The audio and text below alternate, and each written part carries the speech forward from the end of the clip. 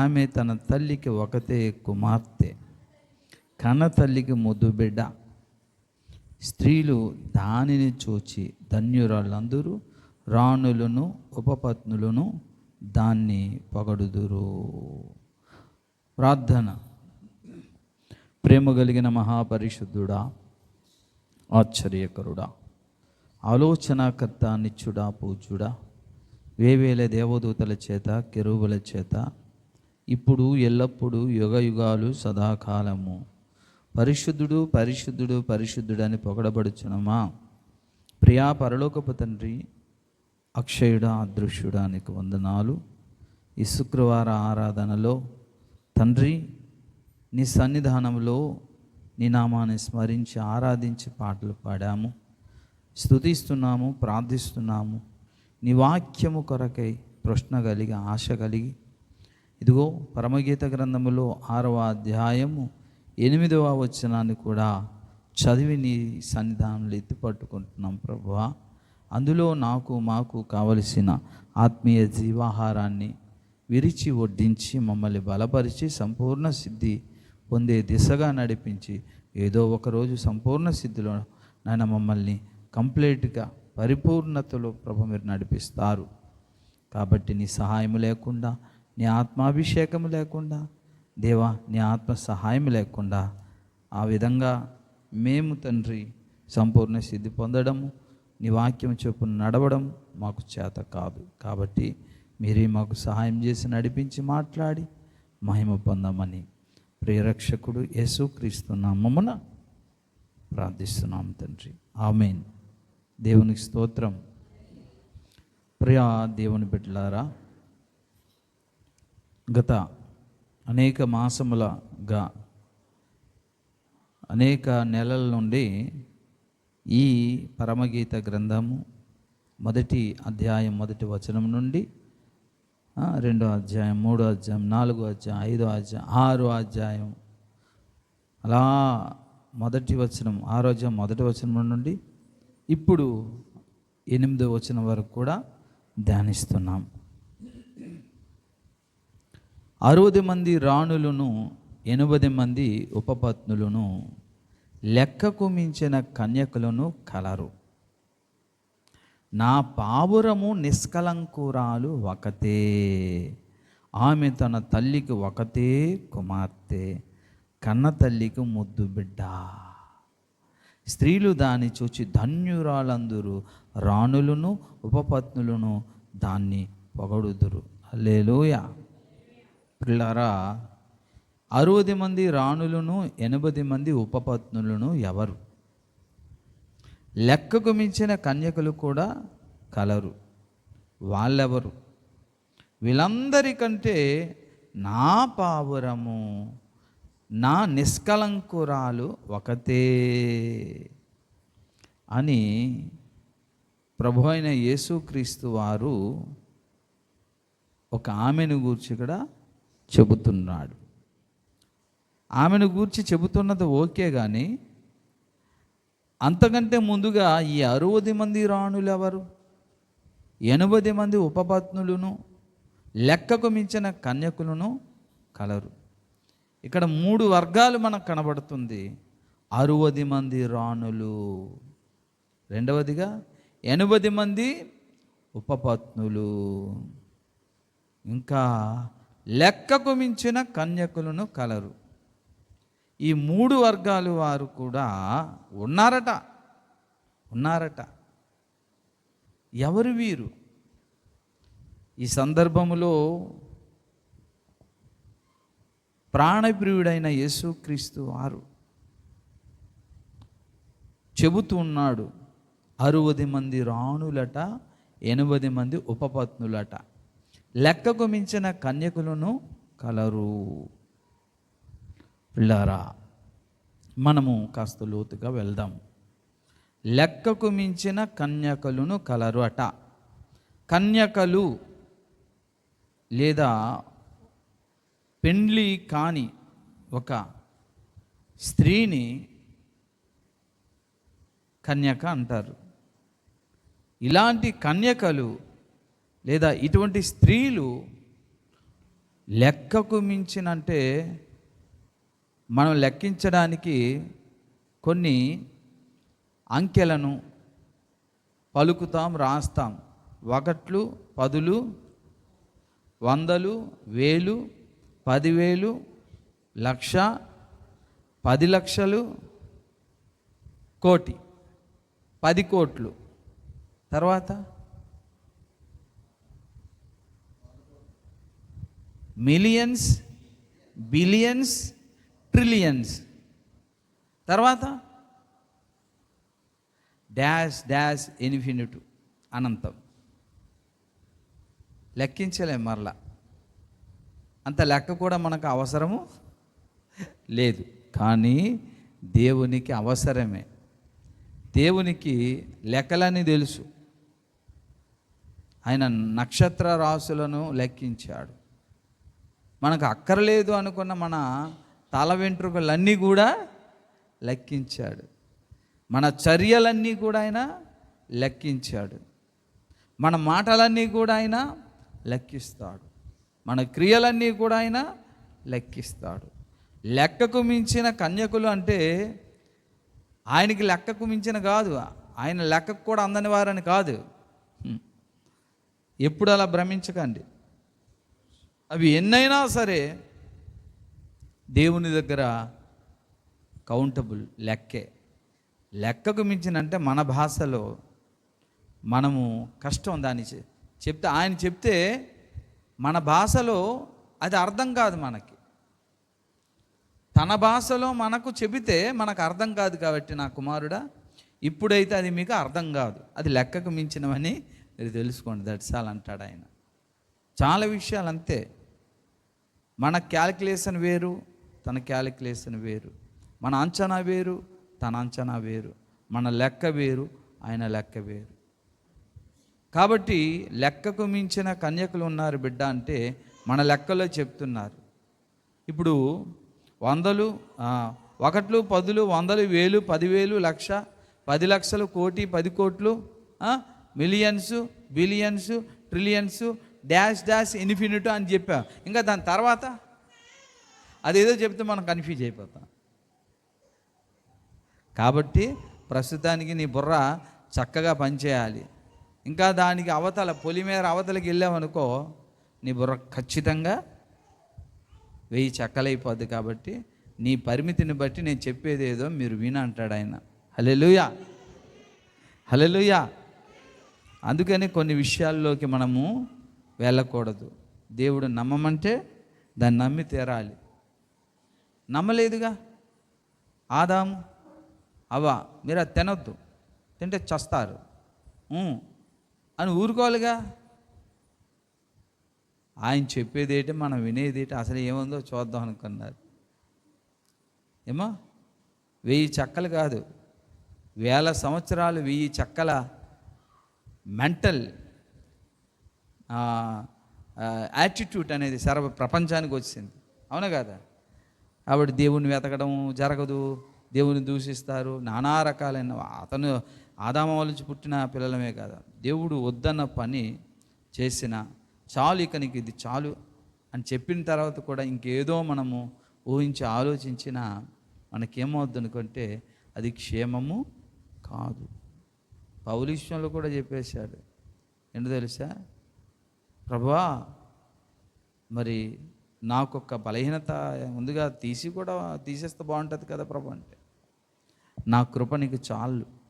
ఏమన్నాడండి? నా కృప నీకు చాలు.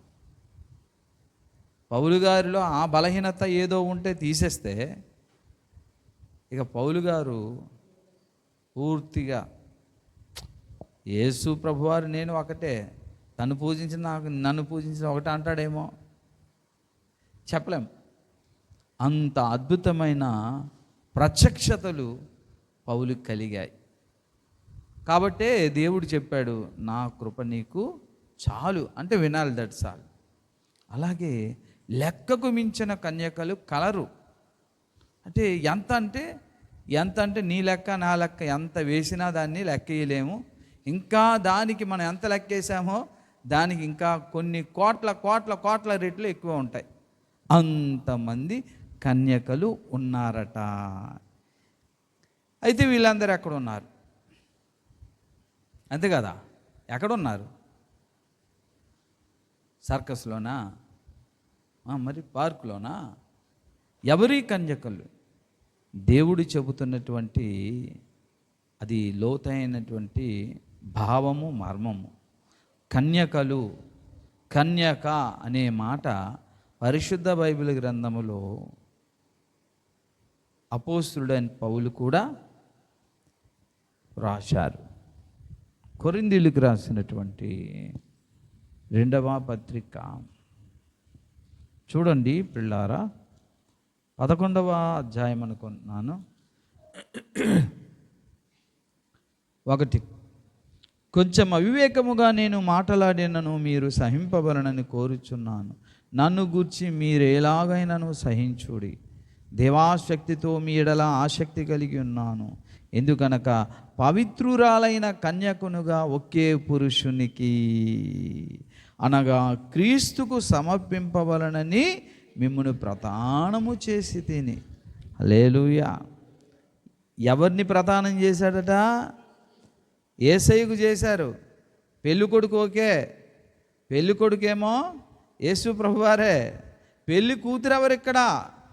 కన్యక. ఎవరు? మనమే. అంటే సంఘాన్ని బైబిల్ ఉపమాన పరిభాషలో సంఘాన్ని ఏమని పిలుస్తున్నాడండి పరిశుద్ధాత్మ దేవుడు ఇక్కడ? కన్యక. కన్యక అంటే ఎవరు? ఇప్పుడు సంఘం అంటే ఎవరు? మనమే. మనమంటే ఎవరు? దేవుని యందు విశ్వాసముంచిన వారము, యేసు రక్తము చేత కడగబడిన పవిత్రులము. మనమందరము కూడా భక్తులము. ఈ భక్తుల సమూహానికి పేరు సంఘమని, కన్యకని, క్రీస్తు వధువు సంఘమని. అర్థమైందండి? ఈ సూత్రం ప్రకారంగానే ఈ కన్యకను అక్కడ తీసుకెళ్ళి మనం పోల్చుదాం. ఎక్కడ? పరమగీత గ్రంథములో మనము ధ్యానిస్తున్నటువంటి 6వ అధ్యాయములో 8వ వచనములో చదవండి పిల్లారా. 60 మంది రాణులను 80 మంది ఉపపత్నులను లెక్కకు మించిన కన్యకలను కలరు.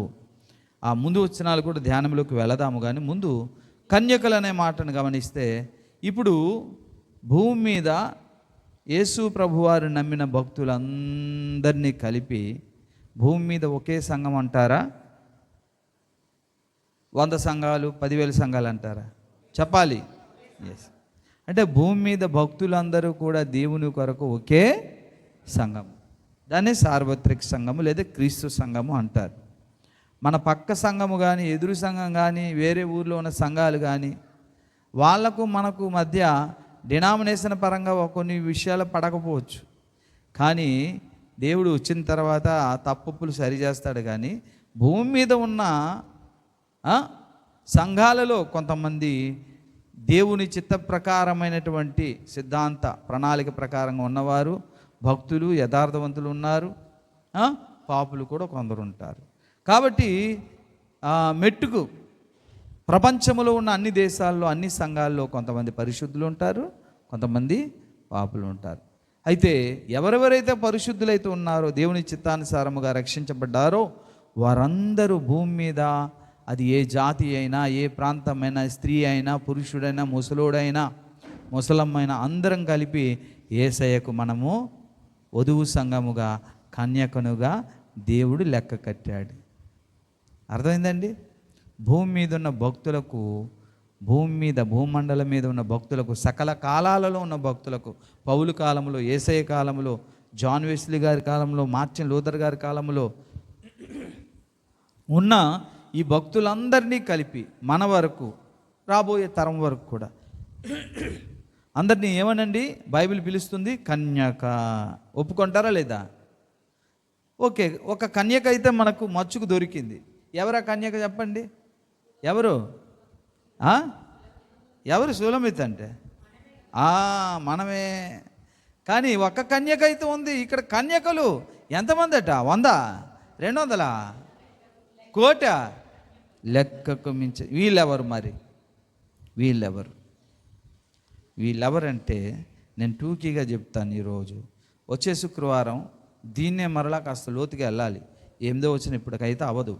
సరే, ఎవరంటే ప్రియ దేవుని బిడ్డలారా, మనం ఈ భూమండలం మీద ఎలాగైతే ప్రభు అయిన యేసుక్రీస్తు వారిని విశ్వాసం ఉంచి ఆయన రక్తం చేత కడుక్కొని తండ్రి కుమార పరిశుద్ధాత్మ త్రియేక దేవుడని నమ్మి ఆయన రాకడ కొరకు ఎదురు చూస్తున్నామో, అలాగే ఈ విశ్వములో మనం చూస్తున్నామా? నక్షత్రాలు మాత్రమే కనబడతాయి, కానీ ఆయా నక్షత్రాలు చుట్టూ కూడా కొన్ని గ్రహాలు ఉన్నాయి. ఆయా గ్రహాలలో మన ఈ భూమి మీద వినండి, మనం చూస్తుంటే మనకు ఒక నక్షత్రం, పెద్ద నక్షత్రం రోజు కనబడుతుంది. అదేంటి చెప్పండి? సూర్యుడే. నిజానికి చెప్పాలంటే సూర్యుడు కూడా పెద్ద నక్షత్రమే. కనుక ఇప్పుడు ఈ సూర్యుని చుట్టూ మన భూమితో పాటుగా మరికొన్ని గ్రహాలు తిరుగుతున్నాయి లేవా? తిరుగుతున్నాయి. కానీ భూమి చుట్టూ తిరుగుతున్నటువంటి సూర్యుని చుట్టూ తిరుగుతున్నటువంటి భూమి కాకుండా ఇతర గ్రహాలు ఉన్నాయి.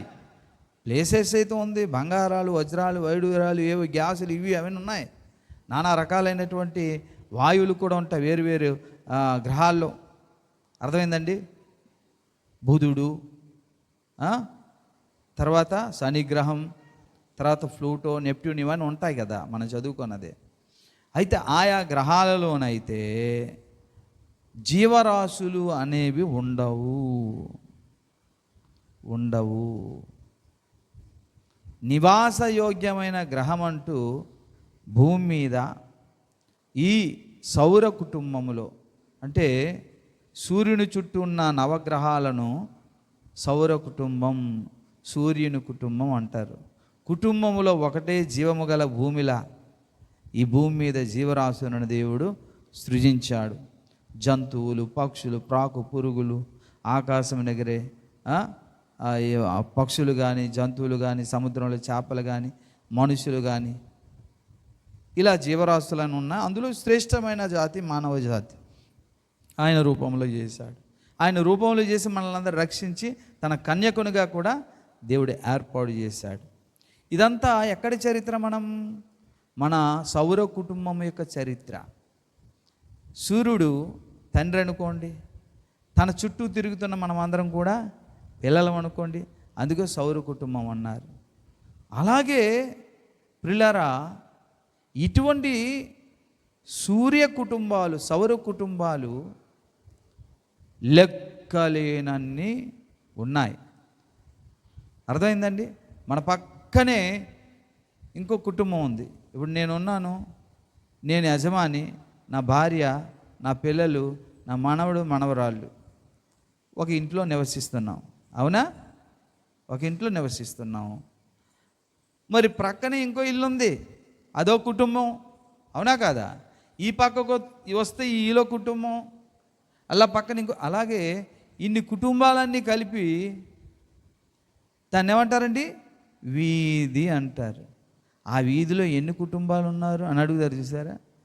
నక్షత్ర కుటుంబములో, అంటే సౌర కుటుంబములో అనేక కుటుంబాలు, అంటే నక్షత్రము అంటే సూర్యుడు, సూర్యుని చుట్టూ కొన్ని గ్రహాలు, ఇంకా పక్కన ఇంకో కుటుంబం, అక్కడ సూర్యుడు, దాని చుట్టూ మరికొన్ని గ్రహాలు, ఇక్కడ సూర్యుడు, దాని చుట్టూ మరికొన్ని గ్రహాలు. ఈ కుటుంబాలన్నీ, సూర్య కుటుంబాలు, సౌర కుటుంబాలన్నీ కలిపి దాన్ని ఏమన్నారో తెలుసా? నక్షత్ర వీధి. ఏమన్నారండి? నక్షత్ర వీధి. ఈ వీధిలో ఎన్ని కుటుంబాలు ఉన్నాయండి? ఉంటుందండి, ఒక ఉండొచ్చు 1,00,00,000, కనీసం ఒక 79 లక్షల కుటుంబాలైనా ఉండొచ్చు. అంటే 79 లక్షల నక్షత్రాలు ఉండి దాని చుట్టూ ఇవన్నీ ఉంటాయి. ఇవన్నీ చిన్న వీధి. ఇలాంటి వీధులు ఎన్ని ఉన్నాయబ్బా అని చెప్తే, ఇప్పుడు గమనించండి, మన వీధి, పక్క వీధి, గాజులరాగా, పొచ్చల వీధి, ఉకంపేట, వీధుల్లో కుటుంబాలు ఉంటాయి. ఈ కుటుంబాలు, ఈ వీధులు అన్నీ కలిపి ఏం చెప్తారండి? దాన్నేమో ఒక మండలము అంటారు. ఏమంటారండి? మండలములో ఎన్నో వీధులు, ఎన్నో గ్రామాలు ఉంటాయి. కాబట్టి ఇంకా అటువంటి నక్షత్ర వీధులు ఎన్నో కలిపి కలిపి కలిపి అవన్నీ నక్షత్ర మండలమైంది. అర్థమవుతుందండి? ఇటువంటి మండలాలన్నీ కలిపి కలిపి కలిపి ఒక జిల్లా అయింది కదా, అవదా?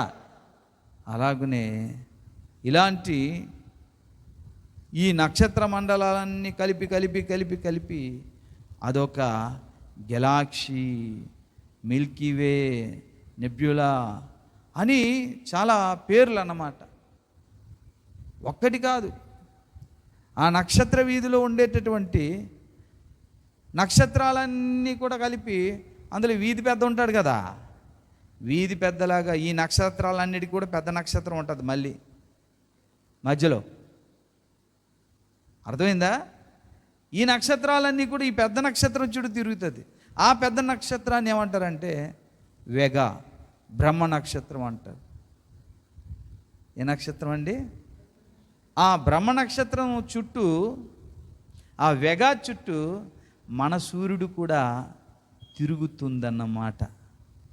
పక్క సూర్యుడు కూడా తిరుగుతుంది. పక్క సూర్యుడు అలా తిరుగుతుంది. ఈ విధంగా తిరుగుతున్న దాన్ని మన సూర్యుడి చుట్టూ భూమి, ఈ నవగ్రహాలు తిరుగుతున్నాయి కదా, దాన్నేమో సోలార్ సిస్టమ్ అంటుంది. కానీ ఈ సోలార్ సిస్టమ్, మన సౌర కుటుంబం కూడా ఇంకో పెద్ద నక్షత్రం చుట్టూ తిరుగుతుంది. చూసారా? మన కుటుంబమే కాదు, మన సూర్యుడు తండ్రి అనుకో, ఇంకా పక్కన కూడా ఇంకో సూర్యుడు వాళ్ళ తండ్రి పిల్లలు ఉన్నారు. అలాన్నీ కూడా ఇంకా ఇంకా పెద్ద నక్షత్రం చుట్టూ తిరుగుతుంది. అలా తిరిగేదాన్ని స్టెల్లార్ సిస్టమ్ అన్నారు. Solar system, stellar system. తర్వాత నక్షత్ర వీధులు, నక్షత్ర మండలాలు, అదే గెలాక్సీ. గెలాక్సీ అంటే సామ్సంగ్ గెలాక్సీ కాదు, దాని పేరు దీన్ని పెట్టారు. పాలపుంత, మిల్కీవే. ఆ మిల్కీవేలో ఇలా తిరిగి తిరిగి తిరిగి ఉంటే అందులో ఎన్ని నక్షత్రాలు, ఎన్ని భూములు, అదంతా కలిపితే ఇది రౌండ్ ఉందా, ఎంత ఉంటుంది, అంతే ఇంతే. ఇందులో ఎన్ని సూర్యులు ఉన్నాయంటే కొన్ని కోట్ల సూర్యుళ్ళు, కొన్ని కోట్ల మండలాల సూర్యులు, కొన్ని కోట్ల సౌర కుటుంబాలు ఉన్నాయి. దాని అంతటిని మిల్కీవే అంటారు, అంతే. That's all. పాలపుంత. ఇటువంటి పాలపుంతలు ఎన్నున్నాయి తెలుసా? లెక్కలేనన్ని. 1000 పాలపుంతలోనే ఎన్నో కోట్ల నక్షత్రాలు ఉన్నాయి. అటువంటి పాలపుంతలే కోట్ల కోట్ల కోట్ల లెక్కకు మించిన ఉన్నాయి. ఇవన్నీ కూడా మన కొరకు సిలువ మీద ప్రాణం పెట్టిన, చనిపోయిన, రక్తము కార్చిన యేసయ్యే సృష్టించాడు. అవన్నీ ఖాళీగా లేవు. సౌర కుటుంబంలో భూమి నివాసయోగ్యముగా ఉన్నట్లుగా, అలాగని వేరే సౌర కుటుంబంలో కూడా ఒక భూమి లాంటిది ఉంటుంది. అక్కడ కొన్ని జీవరాశం మళ్ళా ఆ రూపాలు ఉండవు, అది వేరే. మిగతా గ్రహాలన్నీ కూడా ఇంచుమించు ఖాళీగా ఉంటాయి.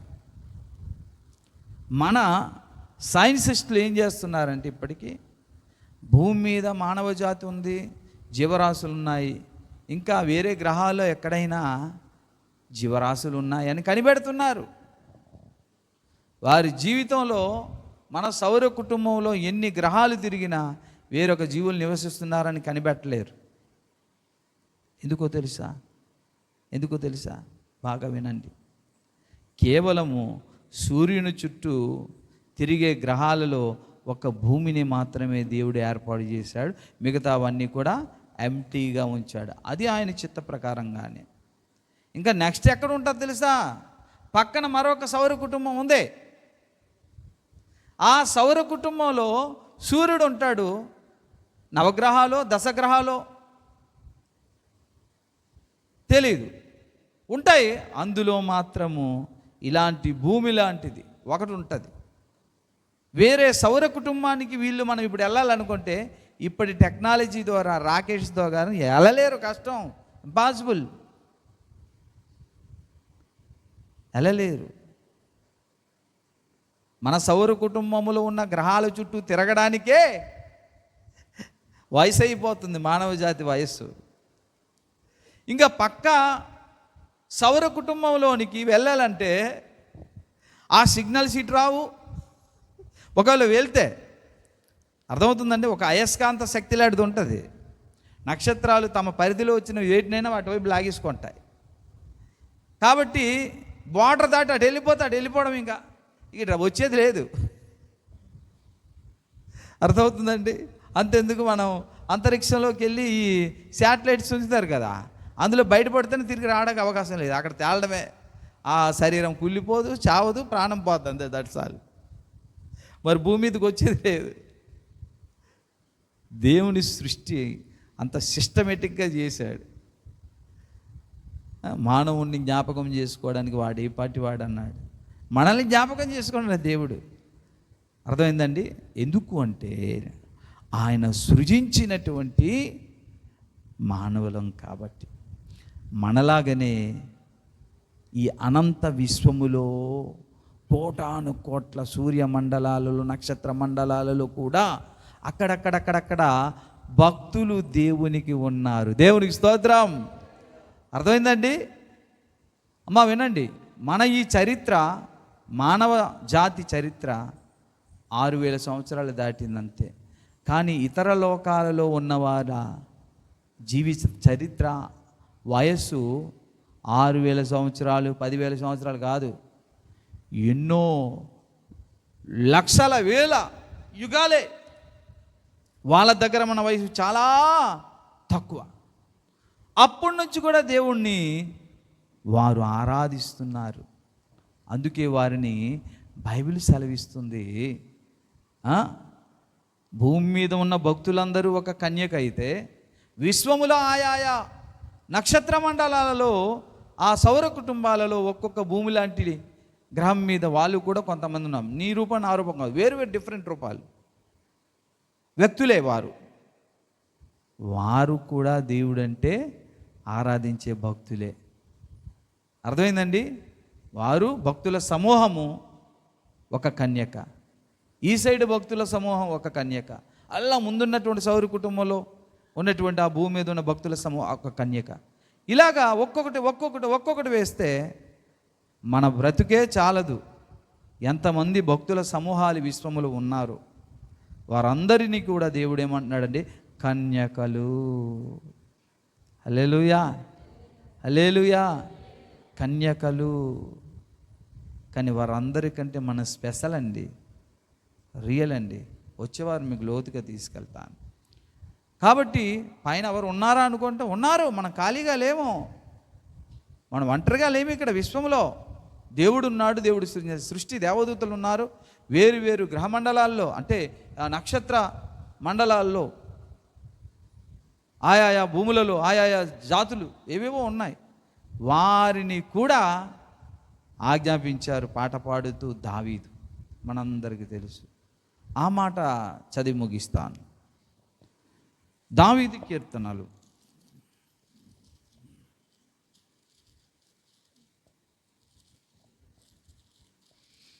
చదవండి ప్రియులారా.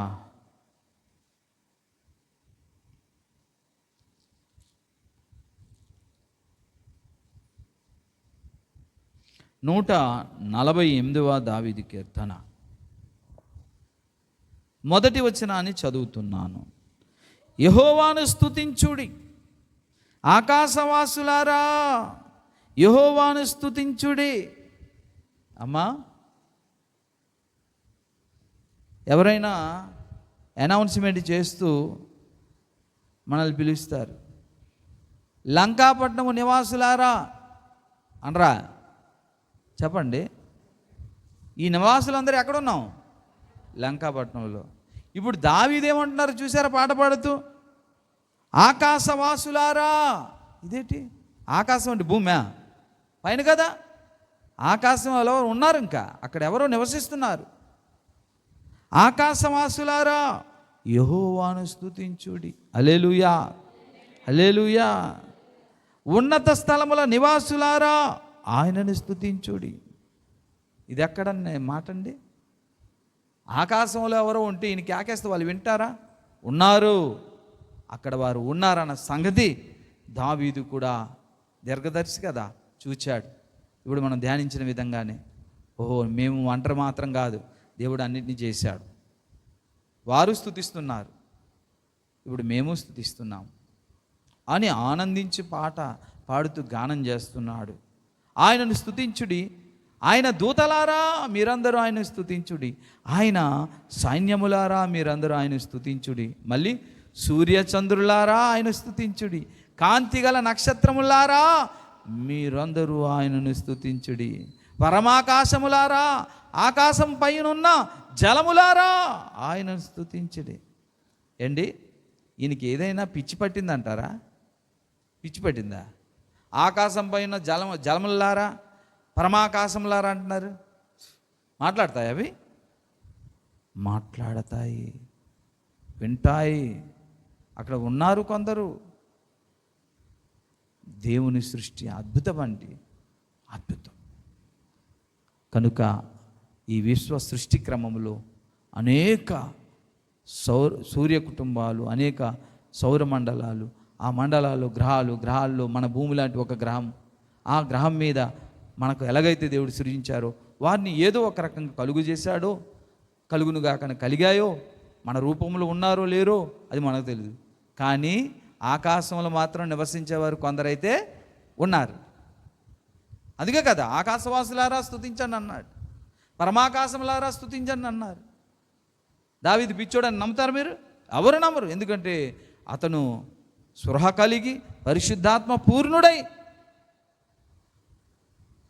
పాడుతున్న పాట ఇది నిజం, పిచ్చోడేం కాదైనా. వెళ్ళారా, అంతమంది భక్తులు దేవుని కొరకు ఆరాధిస్తారు, స్తుతిస్తారు, కొనియాడుతారు, పాడుతారు, ఆనందగానాలు చేస్తారండి. కాబట్టి సూర్యచంద్రులారా ఆయన స్తుతించండి, కాంతిగల నక్షత్రములారా మీరందరూ ఆయన స్తుతించండి. ఎందుకు ఇలా చెప్తున్నాడు ఆయన? ఎందుకంటే మిమ్మల్ని అందరికీ కూడా ఆయనే దేవుడు, ఆయనే పతి, ఆయనే దిక్కు, మనకు కూడా దిక్కు ఆయనే. ఆయన పేరున విశ్వములో ఎన్నో భక్తుల సమూహాలు ఉన్నాయి. నా దేవుడు, నా దేవుడు, నా దేవుడు అంటూ మనము కూడా నా దేవుడు, నా దేవుడు అంటూ వచ్చినటువంటి పెద్ద దరిద్రం ఏంటంటే దేవుడే మన దగ్గరకు వచ్చి పిలిచిన మన వాళ్ళు మాలమాదిగల దేవుడు మాకెందుకండి, ఫారెన్ దేవుడు మాకెందుకండి, ఇంగ్లీష్ దేవుడు మాకెందుకండి, యేసయ్య మాకు వద్దు అంటున్నారు.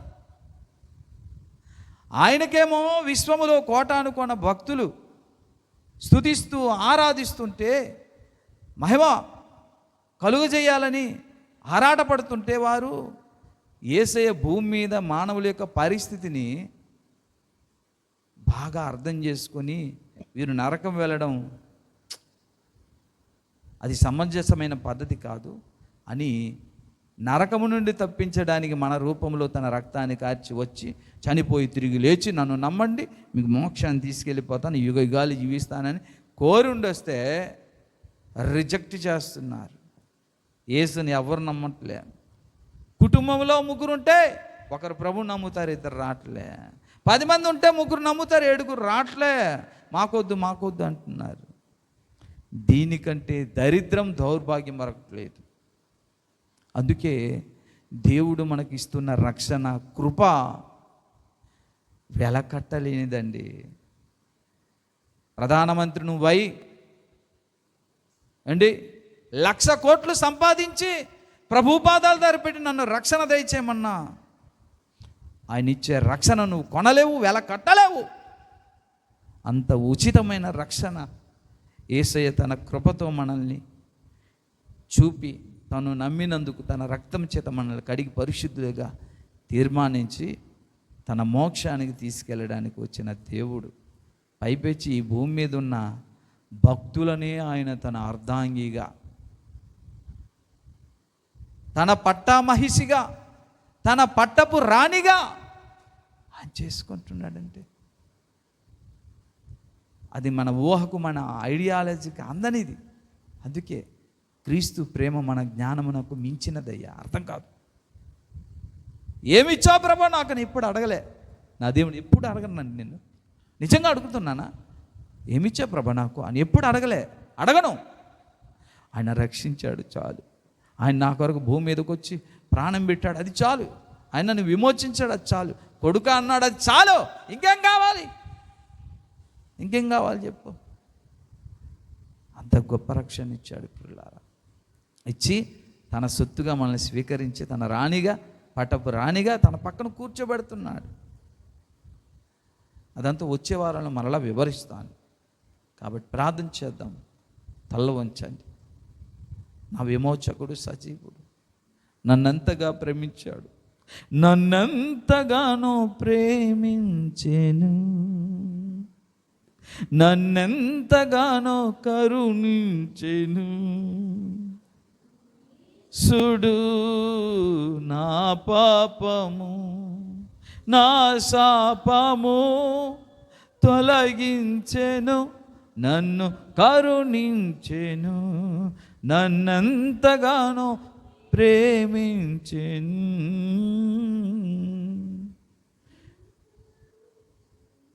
కల్వారి గిరిపైనను ఆ శిల్వ మరణంబును నా కోసమే శ్రమ పొందెను, నా కోసమే యేసు శ్రమ పొందెను. వర్ణింపగా లేను ఆ ప్రభువును, వివరించగా లేను ఆ ప్రేమను. నన్నెంతగానో మించెను, నన్నెంతగానో కరుణించెను. జీవము గల దేవా, పరిశుద్ధుడానికి వందనాలు. నీ ప్రేమ గొప్పదయ్యా. నన్ను ప్రేమించి అంతమంది భక్తుల స్తోత్రాలు, పూజలు అందుకోకుండా నా కోసం వచ్చింది ఎందుకో నేను తెలుసుకోలేను. మూర్ఖుడనే ప్రభా, మూర్ఖుడని.